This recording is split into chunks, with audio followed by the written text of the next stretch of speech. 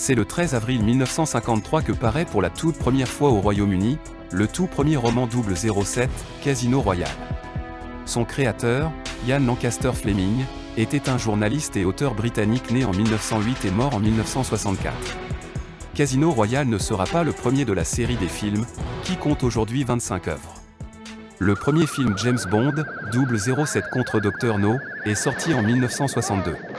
Le dernier, Mourir peut attendre, est sorti en 2021. Casino Royale, le premier film avec Daniel Craig, est sorti en 2006. J'ai déjà un smoking. Oui, mais il y a smoking et il y a smoking. Celui-ci en est un. James Bond est l'espion fictif le plus connu du MI6. Ce sont d'ailleurs les plus gros films sur ce vrai service de renseignement. Ainsi nous pouvons nous demander en quoi James Bond est un personnage iconique entre la réalité et la fiction du MI6.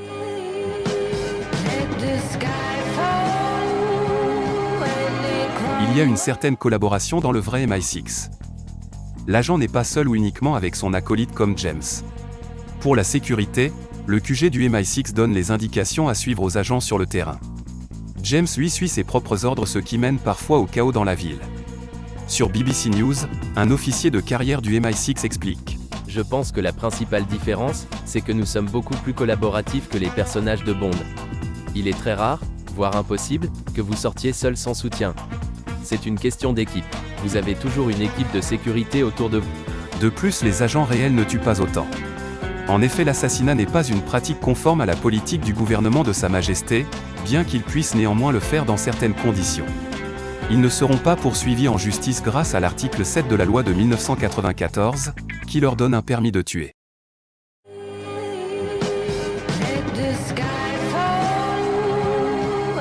On peut voir dans les James Bond une évolution de la technologie. Le renseignement de notre monde réel est de plus en plus soutenu par celle-ci.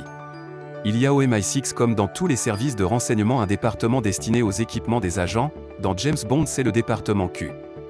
D'un côté moins positif, ces nouvelles technologies donnent lieu à de nouvelles menaces, comme les cyberattaques.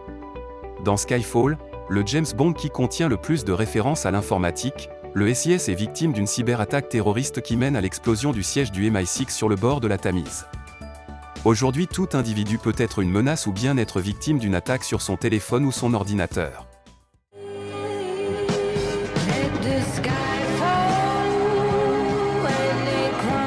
James Bond incarne la réalité de l'influence britannique, le MI6 faisant partie de la Five Eyes Alliance, une alliance entre plusieurs services de renseignement.